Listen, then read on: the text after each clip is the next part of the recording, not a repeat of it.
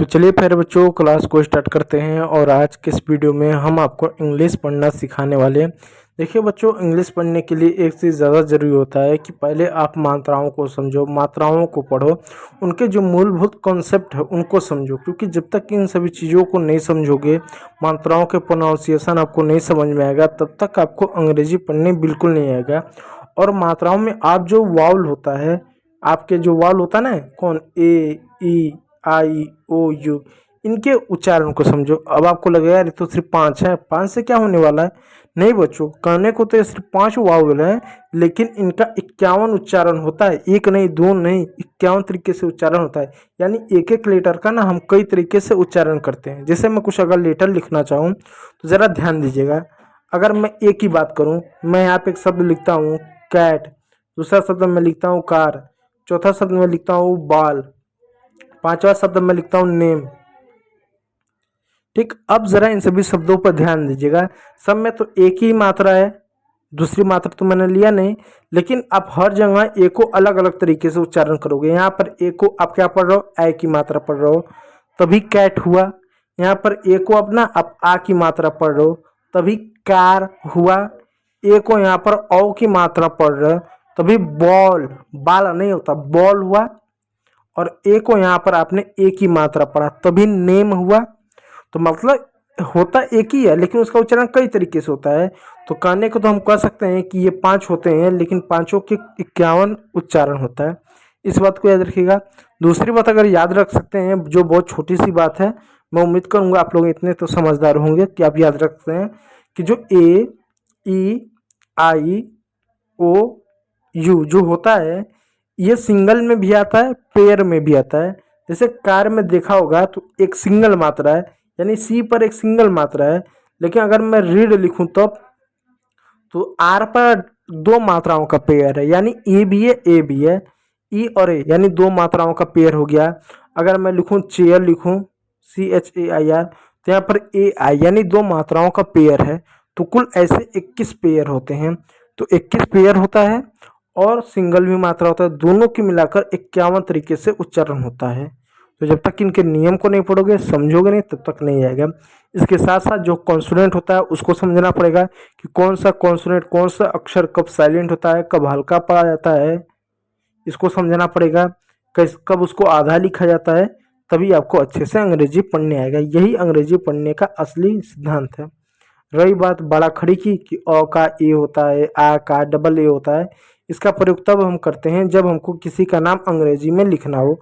नाम लिखने में ये काम आता है, अंग्रेजी पढ़ने में इसकी कोई भूमिका नहीं होती है। तो चलिए, ये जो है हमारा रूल नंबर 6 है, क्योंकि हमारा पार्ट 2 है, इसलिए रूल नंबर 6 से हम स्टार्ट करते हैं।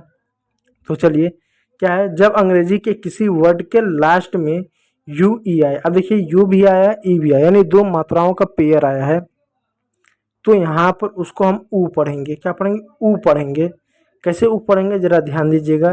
जैसे BLUE, बी को क्या पढ़ेंगे, आधा ब पढ़ेंगे। अब आधा ब क्यों, जब दो कॉन्सोनेंट एक साथ होते हैं, बीच में मात्रा नहीं होता है, तो पहले वाले को आधा लिखेंगे। तो बी का ब हो गया, एल का ल हो गया, यू ई का क्या पढ़ेंगे, ऊ की मात्रा, तो ऊ की मात्रा लगा दिए, हो गया ब्लू। उसी प्रकार प्यारे बच्चों, यहाँ पे एक और शब्द है TRUE। अब यहाँ पर देखो दो कॉन्सोनेंट एक साथ हैं, और कॉन्सोनेंट में एक बात याद रखिएगा कि जब दो कॉन्सोनेंट एक साथ होंगे, बीच में मात्रा नहीं होता है, तो पहले वाले को हम आधा लिखते हैं। लेकिन उसमें से अगर एक कॉन्सोनेंट, अगर आपका आर रहा और आर अगर पहले आ जाए, उसके बाद कोई कॉन्सोनेंट आए, तो आर ऐसा उड़ा कर लिखेंगे, सी टाइप का लिखेंगे। और आर बाद में रहा तो ऐसा लिखेंगे या इस तरीके से लिखेंगे। तो इसमें देखो कॉन्सोनेंट में आर बाद में है, इस वजह से यहाँ पर आर को उड़ा कर नहीं लिखेंगे। कैसे लिखेंगे, TRU, तो टी का ट लिखेंगे, आर बाद में तो ऐसा लिखेंगे, और यू और ई को क्या लिखेंगे, ऊ की मात्रा लिखेंगे, तो ऊ लगा दो, हो गया ट्रू। ट्रू मीन्स होता है सत्य, ये सही। ठीक है प्यारे बच्चों। उसी प्रकार यहाँ पर CLUE है, सी का आधा क पूरा ल, और यू ई का ई आधा क, क्योंकि दो कॉन्सोनेंट साथ में है। उसी प्रकार यहाँ आप देख सकते हैं ग्लू हो गया आपका। ठीक है, उम्मीद कर पा रहा हूँ आप लोग समझ पा रहे। बैकग्राउंड में थोड़ा शोर आ रहा तो उसको अनदेखा कर दीजिएगा, लोग ऐसे बस बोलते रहते हैं। ठीक है, रूल नंबर 7 को देखिए, जब अंग्रेजी के किसी वर्ड में यू के बाद आर आए तो यू को हमेशा ऑ पढ़ेंगे। यानी अंग्रेजी में यू के बाद आर हो तो यू को हमेशा ऑ पढ़ेंगे या यू साइलेंट होगा। और आप पढ़ने का मतलब है कि वहाँ पर यू साइलेंट है। कैसे? TURN, टी को क्या पढ़ेंगे? टॉ पढ़ेंगे। अ की हिंदी में कोई मात्रा नहीं होता, आ का ये डंडा होता है, तो यू को छोड़ देंगे। अब देखो यहाँ पर मैंने क्या कहा है, दो कॉन्सोनेंट साथ में होते हैं। अगर पहले आर हो तो आ को ऐसा उड़ा कर लिखेंगे, बाद में हो तो ऐसा लिखते हैं। तो टी का एन लिखें, आर को ऐसा उड़ा कर लिखें, हो गया टर्न। ठीक है। उसी प्रकार प्यारे बच्चों और शब्द देखो, HURT, एच का ह लिखेंगे, यू का क्या लिखेंगे? अ आता, अ साइलेंट होगा। आर पहले है, टी बाद में, तो टी के बाद आर लगा देंगे, हॉट हो जाएगा। उसी प्रकार एक और शब्द है, बर्न हो जाएगा, बर्फ हो जाएगा, नर्स हो जाएगा। देखो NURSE, अब इसको कैसे लिखेंगे? नर्स, NURSE, एन को न लिखेंगे, यू साइलेंट रहेगा, आया मतलब साइलेंट है। अब यहाँ पर ये क्या है? आर है, तो आर कैसा उड़ा के लिखेंगे? एस का क्या लिखेंगे? सौ लिखेंगे। ई क्या साइलेंट होता है? किसी शब्द के अंत में ई है तो साइलेंट होगा। हो गया आपका नर्स। ठीक है प्यारे बच्चों, चलो नियम नंबर 8 की ओर चलते हैं, जो कि बहुत ज़्यादा खास है। जब किसी वर्ड के स्टार्ट में यू आए, जब अंग्रेजी के किसी शब्द के स्टार्ट में यू है और उसके बाद दो कॉन्सोनेंट हो, यू के बाद दो कॉन्सोनेंट हो, तो यू को आप हमेशा अ पढ़ोगे।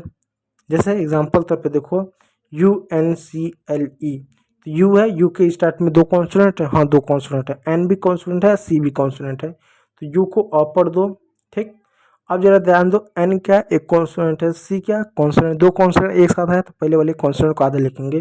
तो एन को या तो आधा ऐसा ना लिखो, या तो आप क्या करो, बिंदी लगा दो। तो हम बिंदी लगा दे रहे हैं। अब देखो यहाँ पर क्या है, क्या है? सी आया, एल आया। ठीक है, आया। तो अब यहाँ पर जो है सी एल आया, तो सी का कॉल लिख दो और एल का लॉ लिख दो, हो जाएगा आपका अंकल। ई क्या होगा? ई आपका साइलेंट होगा। ठीक। उसी प्रकार यहाँ देखा और शब्द है UMBRELA। अब इसको क्या पढ़ेंगे? यू को क्या पढ़ेंगे? देखते हैं क्या दो कॉन्सोनेंट एक साथ है? हाँ साथ है। यू को अ पढ़ेंगे, अ लिख दिया। एम को आधा म लिखेंगे, म लिख दिया। बी का क्या लिखेंगे? ब लिखेंगे। फिर उसके बाद एक कॉन्सोनेंट आया, तो इसके बाद आए, इसलिए आर को भी क्या आधा लिखेंगे। ई का क्या? एक ही मात्रा होगा। डबल एल का क्या? एक ल होगा। ई का क्या? आ की मात्रा हो गया अम्ब्रेला। आपको बिल्कुल नहीं समझ में आएगा, मैं अच्छे से विस्तार से समझा देता हूँ। देखो UMBRELA, यू आया, अ लिख दिए, यू खत्म हो गया। एम और बी दो कॉन्सोनेंट है, इसलिए हमने यू को अ लिखा। दो कॉन्सोनेंट एक साथ है, पहले वाले कॉन्सोनेंट को आधा लिखेंगे, इसलिए एम को हमने आधा लिखा, बी को हमने पूरा लिख दिया। ठीक। अब जब एम को हमने आधा लिख दिया, फिर उसके बाद बचा बी और आर। बी आर दो फिर कॉन्सोनेंट हो जा रहे हैं। जब फिर दो कॉन्सोनेंट हो जा रहे हैं तो पहले वाले कॉन्सोनेंट को फिर आधा लिखते हैं। यहाँ पर बी को हमको आधा लिखना चाहिए, लेकिन आर आ जा रहा है, तो जब आर पहले आए तो ऐसा उड़ा कर लिखेंगे, और आर बाद में तो इस तरीके से आधा र लिखते हैं। तो हम क्या करते हैं, आर चाहे पहले आए चाहे बाद में है, उसको आर को हमेशा आधा ही लिखोगे। अगर पहले आया तो ऐसा, बाद में आया तो इस दो तरीके से लिखोगे। तो हम इस तरीके से आधा र लिख दे रहे हैं। आर भी खत्म, बी भी खत्म, एम भी खत्म, यू भी खत्म। ई आया, एक ही मात्रा लगा दिए। डबल एल, अब डबल एल है तो एक ही बार ल लिखेंगे। आपको आधा ल लिखो, पूरा ल लिखो नहीं। अंग्रेजी में जब दो कॉन्सोनेंट एक जैसे होते हैं, दो बार है तो एक ही बार लिखते हैं। जैसे डबल एल हुआ, डबल एस हुआ, डबल टी हुआ, डबल एम हुआ, डबल पी हुआ, एक बार लिखेंगे। ए है, आ की मात्रा, हो गया अम्ब्रेला। ठीक। उसी प्रकार अर्जेंट हो गया, अल्टीमेट हो गया, अगली हो गया। इस बात क्या, इसमें आधा ग होगा। ठीक है, अगली हो गया, इस तरह से आपका होगा। चलो रूल नंबर 9 की ओर चलते हैं। जब अंग्रेजी के किसी भी शब्द के स्टार्ट में यू आए और यू के बाद एक कॉन्सोनेंट हो और उसके बाद एक वेवल हो, तो वहाँ पर यू को यू पढ़ेंगे। कैसे पढ़ेंगे ध्यान दीजिएगा। अब एक शब्द UNION, यू है, हाँ यू है, एक कॉन्सोनेंट, हाँ कॉन्सोनेंट, उसके बाद एक वाउल होना चाहिए। यू को यू पढ़ेंगे। अब कैसे पढ़ेंगे ध्यान दीजिएगा। UNION, यू का यू पढ़ेंगे, एन का न पढ़ेंगे, आई को छोटी की मात्रा पढ़ेंगे, ओ एन को न पढ़ेंगे, य न पढ़ेंगे, य और न। ठीक है, हो गया यन, तो हो गया यूनियन। ठीक है, यूनियन हो गया। उसी प्रकार यू एन आई की क्यू ई, तो यू है, हाँ ठीक है, उसका कॉन्सोनेंट, हाँ कॉन्सोनेंट, क्या मात्रा, हाँ मात्रा, यानी यू को यहाँ पर यू पढ़ोगे, यू हो गया, एन का न हो गया, आई का ये छोटी की मात्रा, और ठीक है, और क्यू यू को क्या पढ़ेंगे, क पढ़ते हैं, क्यू यू को क्यू, देखो क्यू और यू को हमेशा क पढ़ते हैं, क हो गया, ई साइलेंट होगा, तो हो गया यूनिक।